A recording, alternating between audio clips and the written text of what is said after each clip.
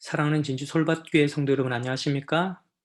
1월 16일 안식일, 이 복된 안식일에 하나님을 사랑하는 마음으로 안식일을 귀하게 구별하신 여러분 모두에게 하나님의 사랑과 은혜가 넘치게 임하게 되시기를 간절히 바라겠습니다. 오늘 복된 안식일 말씀의 제목은 포도원 주인의 마음이라고 하는 제목으로 하나님의 말씀을 증거하도록 하겠습니다. 누가복음 20장 9절에서 18절에 있는 말씀입니다. 이 비유로 백성에게 말씀하시되 한 사람이 포도원을 만들어 농부들에게 새로 주고 타국에 가서 오래 있다가 때가 이름에 포도원 소출 얼마를 바치게 하려고 한 종을 농부들에게 보내니 농부들이 종을 심히 때리고 거저 보내었거늘 다시 다른 종을 보내니 그도 심히 때리고 능욕하고 거저 보내었거늘 다시 세 번째 종을 보내니 이도 상하게 하고 내어 쫓은지라. 포도원 주인이 가로되 어찌할꼬 내 사랑하는 아들을 보내리니 저희가 혹 그는 공경하리라 하였더니 농부들이 그를 보고 서로 의논하여 가로되 이는 상속자니 죽이고 그 유업을 우리의 것으로 만들자 하고 포도원 밖에 내어 쫓아 죽였느니라. 그런즉 포도원 주인이 이 사람들을 어떻게 하겠느냐 와서 그 농부들을 진멸하고 포도원을 다른 사람들에게 주리라 하시니 사람들이 듣고 가로되 그렇게 되지 말아지이다 하거늘 저희를 보시며 가라사대 그러면 기록된 바 건축자들의 버린 돌이 모퉁이의 머릿돌이 되었느니라 함이 어찌미뇨.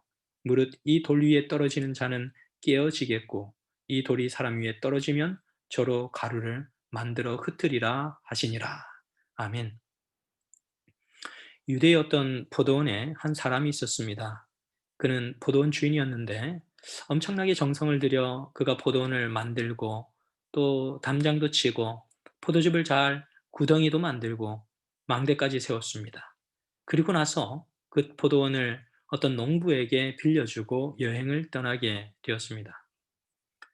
1세기 팔레스타인은 로마의 식민지였습니다. 그래서 소수의 사람들이 많은 토지를 소유하고 있었습니다. 대부분의 농장 주인이 소작인들을 찾고 소작인들에게 그 토지를 맡겨서 농사를 짓게 하였습니다. 그래서 추수가 끝나면 곡물을 새로 받게 되었는데 대략적으로 지주들은 소작인들에게 40% 정도의 세를 받게 되었습니다. 그러므로 자연스럽게 이 본문에 나타난 포도원 주인은 포도원에서 나는 수확에 대한 기대치를 가지게 되었던 것입니다. 포도원의 주인은 당연히 포도 수확이 많기를 바랬을까요? 아니면 적기를 바랬을까요? 네, 당연히 포도원의 수확이 많기를 바랐겠죠. 열매가 풍성하고 많이 열리기를 바랬을 것입니다. 그렇다면 아예 처음부터 품종을 심을 때도 좋은 품종을 심었을까요? 아니면 나쁜 품종을 심었을까요? 네, 당연히 아주 좋은 품종의 극상품을 심어서 좋은 결과를 맺기를 바랬을 것입니다. 하나님은 그분의 포도원에 어떤 포도종을 심으셨을까요? 이사야 5장 1절에서 2절에 있는 말씀은 이렇게 기록을 하고 있습니다. 내가 나의 사랑하는 자를 위하여 노래하되 나의 사랑하는 자의 포도원을 노래하리라. 나의 사랑하는 자에게 포도원이 있으며 심히 기름진 사내로다. 땅을 파서 돌을 제하고 극상품 포도나무를 심었었도다. 하나님은 그분의 포도원에 아주 좋은 극상품 포도나무를 심었다라고 성경은 기록하고 있습니다. 그렇다면 성경이 말하는 포도원은 무엇이며 포도나무는 무엇일까요? 이사야 5장 7절은 이렇게 기록하고 있습니다. 만군의 여호와의 포도원은 이스라엘 족속이요 그의 기뻐하시는 나무는 유다 사람이라. 성경이 말하는 극상품 포도나무는 하나님의 백성을 의미하고 있습니다. 하나님께서 전 세계의 모든 민족들 가운데 특별하게 한 민족을 구별하시고 가장 좋은 극상품 포도나무로 하나님의 백성을 두셨음을 의미하고 있는 것입니다. 그렇다면 왜 하나님의 백성이 극상품 포도나무가 될 수 있을까?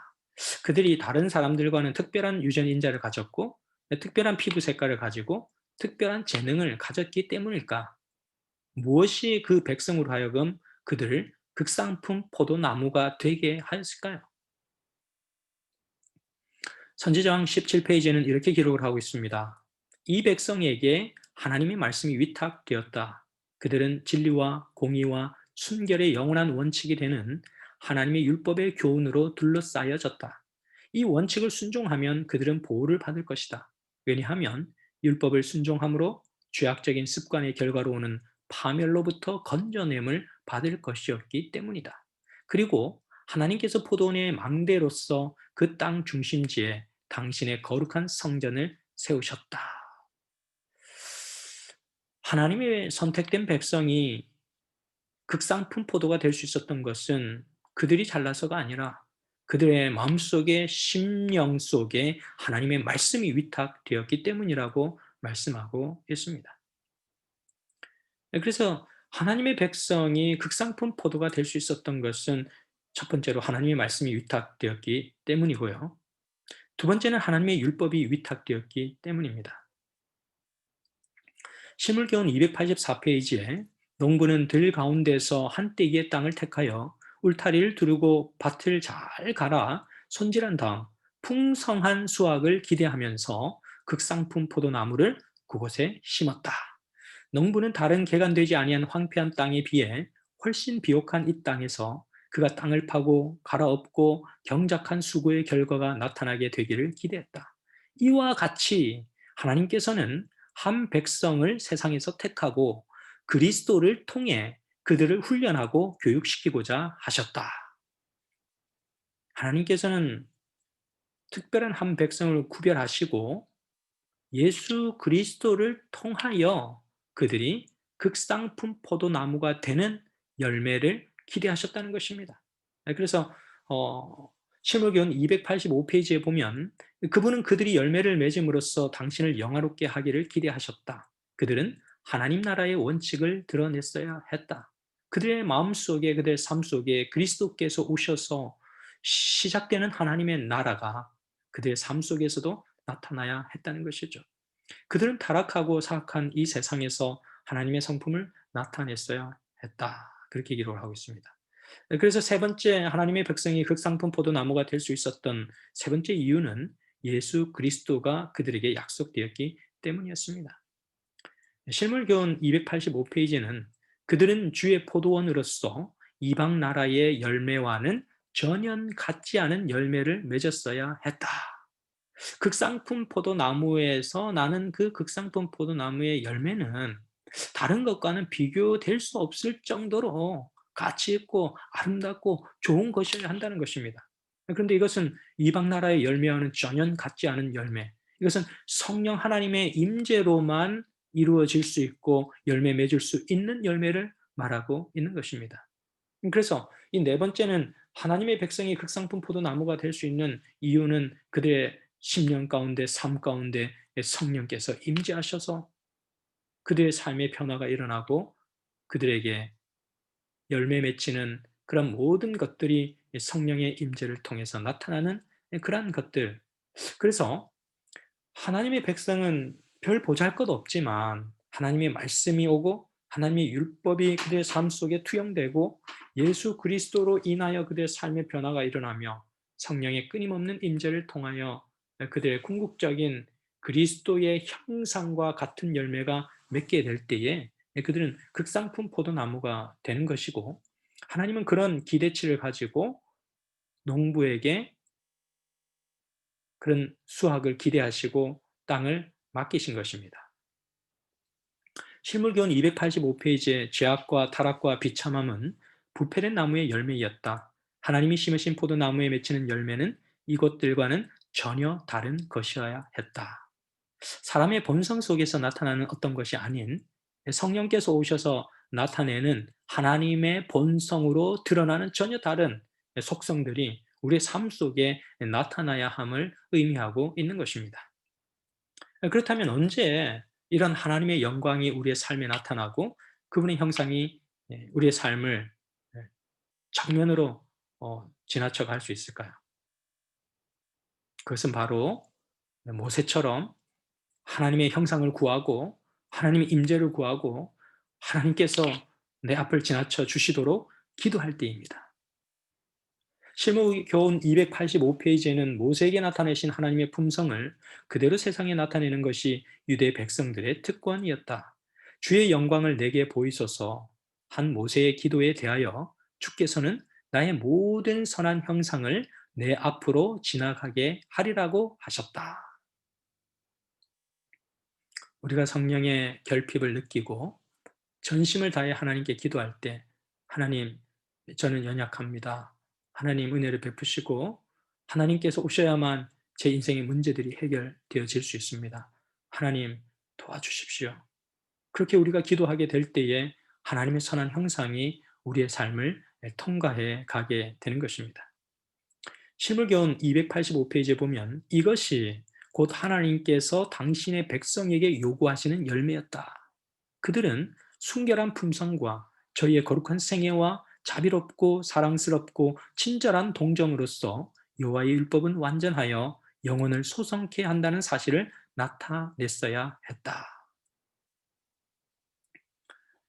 그렇다면 포도 소출의 일부를 요구하는 이 주인에게 농부는 어떻게 반응을 하였는가? 본문 말씀을 보니까 이 농부가 어떻게 반응을 했어요? 긍정적으로 했어요? 네거티브하게 반응을 했어요? 예, 이 농부는 굉장히 네거티브하게 반응을 하고 있습니다. 누가복음 20장 10절에서 12절 말씀을 보시면 때가 이르매 포도원 소출 얼마를 바치게 하려고 한 종을 농부들에게 보내니 농부들이 종을 심히 때리고 거저 보내었거늘 다시 다른 종을 보내니 그도 심히 때리고 능욕하고 거저 보내었거늘 다시 세 번째 종을 보내니 이도 상하게 하고 내어 쫓은지라. 포도원 주인은 수확을 거둘 만한 충분한 시간을 농부에게 주었습니다. 포도를 심었다고 해서 바로 수확을 거둘 수 있는 것이 아니기 때문에 포도원 주인은 농부에게 충분한 시간을 준 것입니다. 보통 이 팔레스타인 지방에서는 포도를 심고 수확을 하려면 한 2, 3년 정도가 지나야 수확을 할 수 있다고 합니다. 특히도 유대인들은 율법에 따라서 과일 나무를 심으면 첫 3년은 부정한 것으로 먹지를 않았습니다. 4년째 열매를 이제 하나님께 구별하여 감사의 예물로 드렸고 5년째가 되어서야 그들이 직접 딴 열매를 먹기 시작한 것입니다. 결국 이 포도원 주인은 4년 동안 기다리면서 소작인들의 생활비를 보조해 주어야 했고 포도원 경작에 필요한 모든 비용을 제공해 주어야만 했던 것입니다. 그리고 5년째 되는 수확의 계절에 포도원 주인은 자기 몫의 포도원 소출을 받아오라고 종을 보냈어요. 이렇게 아름답게 정성스럽게 포도원을 가꾸었고 그것을 맡겼고 또한 모든 포도원 소출에 관한 열매를 맺기 위한 자원을 다 지원했는데도 불구하고 그 약정된 소출의 얼마를 받기 위하여 종들을 보냈을 때 농부들은 굉장히 네거티브한 일들, 참으로 험악한 일들을 하는 모습을 보게 되는 것입니다. 첫 번째 보낸 종을 심히 때리고 보냈다 그랬는데 두 번째 종은 심히 때리고 능욕까지 하며 보냈다 그렇게 기록하고 있습니다. 점점점 강도가 심해지는 것이죠. 세 번째 종을 보냈을 때는 상하게 하고 아예 내어 쫓아버리는 일들을 했다. 세 번 거절을 하게 되었는데 그 종들을 모두 이제 심하게 때리고 생명의 위협을 느끼게 하면서 쫓아버린 장면이 나타나게 되는 것이죠. 실물교훈 291페이지에 이렇게 기록이 되어 있습니다. 유대 백성들은 이 경고에 유의하지 않았다. 저희는 하나님을 잊어버리고 하나님의 대표자로서의 고상한 특권을 인식하지 못했다. 저희가 받은 은총은 세상의 축복이 되지 못했다. 저희가 가진 모든 특권은 저희 자신을 영화롭게 하는데 사용되었다. 하나님께서 맡겨주신 하나님의 고귀한 극상품 포도나무를 어떻게 사용하고 있는지 오늘 다시 한번 우리 자신의 생애를 되돌아보게 되는 것입니다. 실물견 291페이지에 하나님께서는 자녀에 대한 아버지의 마음을 가지고 당신의 백성들에 대해 길이 참으셨다. 그분은 은혜를 주시기도 하시고 거두시기도 하시면서 그들에게 탄원하셨다. 그분은 참을성 있게 저희 죄를 보여주시고 그들이 그 죄를 자인하기를 참고 기다리셨다. 여기에 포도원 주인의 정말 아름다운 마음이 나타나 있습니다. 죄인들을 향한 하나님의 마음이 그대로 나타나 있어요. 오늘 우리들을 향한 하나님의 마음이기도 합니다. 정말로 진실된 하나님의 마음이 투영되어 있는 것입니다. 누가복음 20장 13절에서 15절 말씀을 보시면, 자 그러면 어떻게 할까? 이제 종들을 세 번째 보냈는데 그들에게 다 네거티브한 반응을 보인 농부들이 어떻게 할까? 어찌할꼬 내 사랑하는 아들을 보내리니 저희가 혹 그는 공경하리라 하였더니, 농부들이 그를 보고 서로 의논하여 가로되 이는 상속자니 죽이고 그 유업을 우리의 것으로 만들자 하고 포도원 밖에 내어 쫓아 죽였느니라. 참으로 끔찍한 일이 일어나게 되는 것이죠. 포도원 주인은 어떻게 해서든지 이제 그 상황을 수습하려고 하는 것입니다. 정말 이 포도원 주인이 포도원 소출의 40%를 받는 것이 목적이었다면 더 이상 종을 보내거나 아들을 보내지 아니하였을 것입니다. 그러나 포도원 주인이 자신의 포도원을 맡긴 소작농가의 관계를 소중하게 여겼기 때문에 끝까지 그 관계를 회복하고자 아들까지 보내는 모습을 보게 되는 것입니다. 사랑하는 여러분, 이 포도원 주인의 마음은 사실 포도원의 소출에 있지 않다는 사실을 알게 되는 거예요. 농부와의 진실된 좋은 관계를 유지하기를 원하시는 하나님의 마음을 보게 되는 것입니다. 사랑하는 성도 여러분, 하나님은 여러분들을 사랑하십니다. 하나님은 여러분들을 깊이 생각하십니다. 하나님은 여러분들을 정말 소중하게 생각하십니다. 결코 포도원 주인에 대한 다른 생각과 마음을 갖게 되지 않기를 간절히 바라겠습니다. 포도원 소출의 일부를 요구하는 주인에게 농부는 어떻게 반응을 했는가? 마지막으로 보낸 사랑하는 아들조차 내어쫓고 죽이는 일을 서슴지 아니한 농부의 모습을 발견하게 되는데, 여기서 우리는 무엇을 보게 되느냐 하면 십자가를 발견하게 됩니다. 오늘 하나님께서 여러분들에게 예수 그리스도를 보내주셔서 그분의 속죄의 기별들을 우리에게 주시는데, 오늘도 우리는 예수님을 거절하지는 않았는지, 오늘도 우리는 그분의 아들을 거절하지는 않았는지, 그분을 문 밖에 세워두고 살지 않았는지 다시 한번 되새길 수 있는 시간이 되었으면 좋겠습니다. 왜 그렇다면 이런 일들이 일어나게 되는가? 포도원의 농부가 어떻게 생각했어요? 자신이 포도원의 주인이라고 착각할 때 바로 이러한 일들이 발생하게 되는 것입니다. 여러분들은 과연 삶의 현장에서 여러분들이 그 포도원의 주인이라고 착각하고 살아가고 계시지는 않습니까? 15절 말씀에 그런즉 포도원 주인이 이 사람들을 어떻게 하겠느냐, 와서 그 농부들을 진멸하고 포도원을 다른 사람들에게 주리라. 끝없는 사랑과 은혜와 용서가 주어지다가 마침내 그 사랑과 은혜의 기간이 끝나게 되면 마침내 영원한 진멸과 파멸이 이르러온다는 사실을 성경은 보여주고 있습니다. 마침내 우리에게 주어진 모든 특권들이 옮겨지는 그런 모습들을 보게 되는 것이죠. 실무견 296페이지에는 포도원의 비유는 유대인 백성에게만 적용되는 것이 아니다. 이 비유는 누구에게도 교훈이 된다고요? 우리에게도 교훈이 된다. 정말 여러분도 여러분 자신이 포도원 주인인 줄 착각하며 살아가고 있지 않은지, 또 살아오시지는 않으셨는지 한번 생각해 보시기를 바랍니다. 그렇다면 오늘 성경 본문이 주는 메시지의 종착지는 무엇인가? 모퉁이의 머릿돌 대신 그리스도께 떨어져 깨어지시기를 간절히 바랍니다. 오늘 성경 본문은 우리가 반석 대신 그리스도께 떨어져서 깨어지기를 간절히 바라시는 것입니다. 예수님의 말씀에 마지막 17절 18절 말씀은 건축자들의 버린 돌이 모퉁이의 머릿돌이 되었느니라 함이 어찌미뇨, 무릇 이 돌 위에 떨어지는 자는 깨어지겠고 이 돌이 사람 위에 떨어지면 저로 가루를 만들어 흩으리라 하시니라. 악한 포도 농부의 비유의 결론은 우리가 반석 위에 떨어져 깨어지는 데 있습니다. 시대소망 599페이지에 반석에 떨어져 깨어지는 것은 우리의 독선을 버리고 어린아이와 같이 겸손하게 그리스도께 나아가 우리의 죄를 자복하고 그분의 용서하시는 사랑을 믿는 것이다.